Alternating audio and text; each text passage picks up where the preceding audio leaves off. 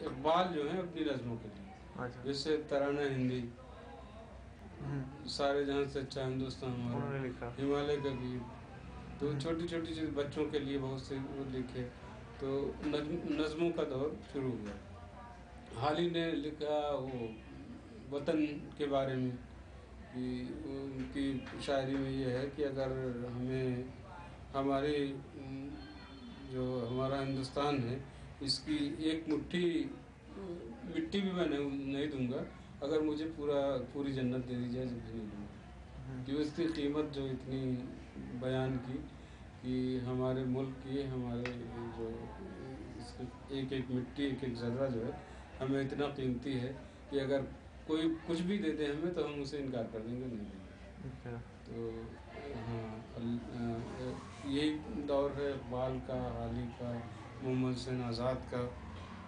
یہ اس کے فوراً بعد پھر نظموں کا دور جو ہے وہ جاری رہتا ہے، اور یہاں پروگریسو رائٹرس موومنٹ 1936 کے آس پاس وہ بھی شروع ہو جاتا ہے، جو جس نے ہندوستان کی آزادی میں بھی انہی لوگوں نے، علامہ اقبال نے بھی، اور ان کے بعد کے جو شاعر ہیں ان لوگوں نے بھی، انہوں نے مطلب یہ ہے کہ انسان کو حرکت پہ زور دیا کہ ایکٹیو رہنا چاہیے، ایکٹیو رہنے سے ہی ان کی شاعری کا ایک فلسفہ ہے، اس میں یہ ہے کہ انسان یا ہم ہندوستان والے ایکٹیو نہیں ہیں، یہ بس سب نے جو ملا وہ اس پہ کر لیا، تو انہوں نے کہا نہیں، اس سے کام نہیں چلے گا، ہمیں ایجوکیشن کو اور خود کو متحرک کرنا ہوگا، تب جا کے جو ہے ہم غلامی سے آزاد ہو سکتے ہیں۔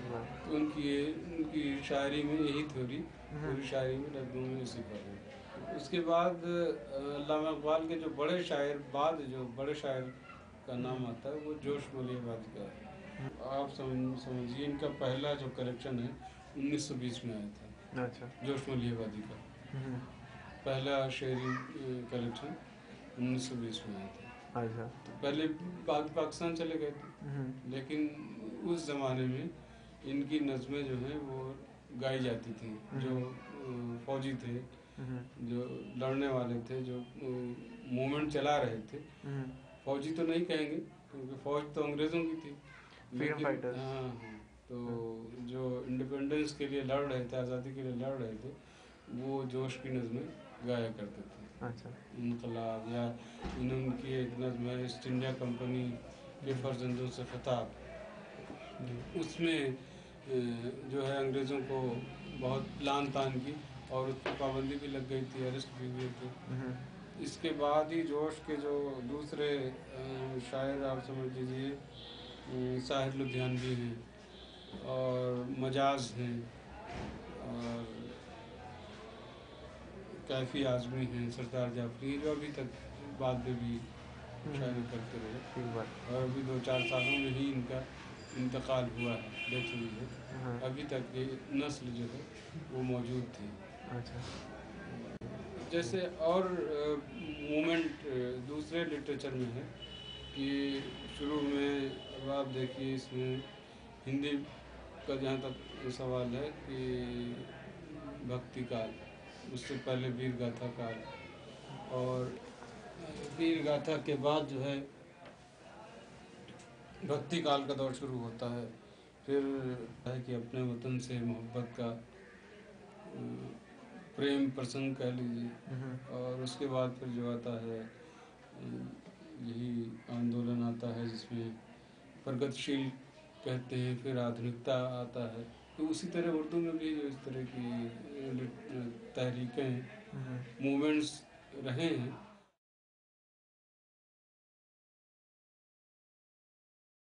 غزل کا مطلب یہ ہوتا ہے کہ جیسے آپس میں کس سے بات کرنا، عورتوں کی زبان کو غزل کہتے ہیں، عورت سے بات کرنے کے معنی غزل کے ہیں۔ غزل میں ہر شعر اپنا ایک علیحدہ بات ختم ہو جائے گی 2 مصروں میں، چاہے آپ اسے میخانے کی بات کریں، چاہے چمن کی گلستانی کریں، زلف اور اپنے میخانے کی کریں، ہوٹل کی کریں، کسی طرح کی بات کریں، وہ بات الگ الگ مصروں میں ختم ہو جاتی ہے۔ غزل کا تو یہ ہے کہ غزل کا شعر یہ مطلب یہ ہے کہ ابھی گو میں نے پہچانی نہیں ہے مگر آواز انجانی نہیں ہے. یہ 2 مصروں میں بات ختم ہو گئی. اب دوسرا مصرع ہم یوں پڑھ لیتے ہیں کہ بڑی دشوار ہے راہ محبت کہیں اس راہ میں پانی نہیں ہے. اس کی بات الگ تھی، اس کے الگ غزل شعر یہ بھی غزل کا اسی میں شامل ہے. اب تیسرے شعر ہم پڑھتے ہیں کہ اسے تدبیر کی آنکھوں سے دیکھو مقدر میں پریشانی نہیں. یعنی اب کوشش کیجئے. اب یہاں تینوں چیزیں الگ ہو گئی نا، ہے غزل میں شامل. اب مقطع میں بھی ہم کہہ دیتے ہیں متین اس کو کہو یکتا کہ اس کا، متین اس کو کہو یکتا کہ اس کا زمانے میں کوئی ثانی نہیں ہے. یہ چاروں پانچوں چیزیں الگ الگ ہو گئی، یہ تو غزل ہو گئی. اچھا، اور غزل کے معنی ہیں کہ عورت سے بات کرنا. اچھا ٹھیک، گفتگو. اوکے ہاں جی. اور نظم کے معنی یہ ہیں، نظم ایک نظام کو کہتے ہیں. 1 2 3 4 10 تک کی گنتی گنیں گے تو یہ ایک نظام ہے اس کا. تو ایک نظام کے معنی ایگزیکٹلی نظام معنی سسٹم. یہ اوکے. تو نظم اسی سے نظم لی ہے. نظم آپ شروع کریں گے کسی ٹاپک پہ تو اس کے پہلی لائن سے پہلے مصرے سے آخر تک وہی سلسلہ چلا جائے گا، چاہے علامہ اقبال کی ہو، چاہے میری ہو، چاہے کسی کی، چاہے کسی ہو، یا ٹاپک کوئی بھی ہو. اب ہم نے ایک ٹاپک لیا مہنگائی کے اوپر، ہماری ایک چھوٹی سی نظم ہے. اب وہ ہے کہنے کو نظم ہے لیکن ہم نے اس میں استعارے اور تشبیہ وہ ہوتی ہیں کہ جس کا مطلب الفاظ تو کچھ اور ہوں لیکن اس کا مطلب وہیں جا کے نکلے. اچھا ہاں، نظم جو ہے وہ ختم ہوتی ہے شروع سے آخر تک اسی ایک ہی ٹاپک پہ. اچھا، اور سارے معنی صاف ہوتے ہیں ختم ہونے کے بعد؟ ہاں ختم ہوتے ہیں. اوکے. ہماری چھوٹی سی ایک نظم ہے. اب ہم نے جب پڑھتے ہیں تو ہم کہتے ہیں بھائی اس کا عنوان یعنی ٹاپک آپ بتائیے کہ یہ کس پر ہے، اور آخر تک اس کا پتہ نہیں چلتا ہے. اور جب ہم آخر مصرے میں اسے سناتے ہیں تو لوگ سر دھنتے ہیں. چلیے سنائیے. اب میں بھی کہتا ہوں کہ اس بیچ میں آپ کہیں بھی پہنچیں تو مجھے بتائیے کہ آپ نے کیا محسوس کیا. میں یہ کہتا ہوں کہ میں جہاں جاتا ہوں میرے ساتھ ہی جاتی ہے وہ. میں جہاں جاتا ہوں میرے ساتھ ہی جاتی ہے وہ، جو کماتا ہوں کمائی میری سب کھاتی ہے وہ.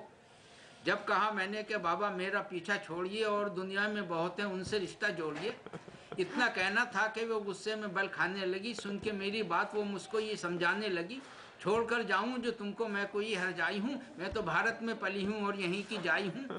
اب تمہارا اور میرا عمر بھر کا ساتھ ہے، اس محبت میں ہماری غیر ملکی ہاتھ ہے. پھر کہا میں نے کہ میڈم یہ بھی تو فرمائیے، کچھ تو اپنا قافیہ جغرافیہ سمجھائیے. اس پہ وہ کہنے لگی تم اس قدر نادان ہو، میں تو محرم ہوں تمہاری اور تم انجان ہو. میں بتاتی ہوں تمہیں میں کون ہوں، کیا نام ہے، کیا میرا آغاز ہے اور کیا میرا انجام ہے. وہ کہتی ہے کہ ٹوٹ جاتی ہے کمر جس سے میں وہ انگڑائی ہوں. مختصر یہ ہے کہ میں اس دور کی مہنگائی ہوں. کیا بات ہے، کیا بات ہے، بہت بڑھیا صاحب، بہت بڑھیا.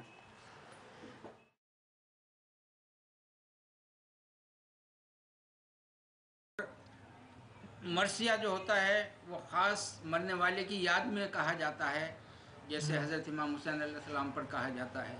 اور اس پہ لوگ سن کے روتے بھی ہیں، افسوس بھی کرتے ہیں. افسوس کے لیے مرثیہ ہوتا ہے. اور قصیدہ کسی کی تعریف کی جائے، اسے اپنی طرف رجوع کیا جائے، یعنی اسے خوش کرنے کے لیے ہوتا ہے. جیسے بادشاہوں کے زمانے میں بادشاہوں کے قصیدے شاعر پڑھتے تھے، انہیں اس کا معاوضہ ملتا تھا. ان کی تعریف کرتے تھے چاہے وہ صحیح ہو یا غلط.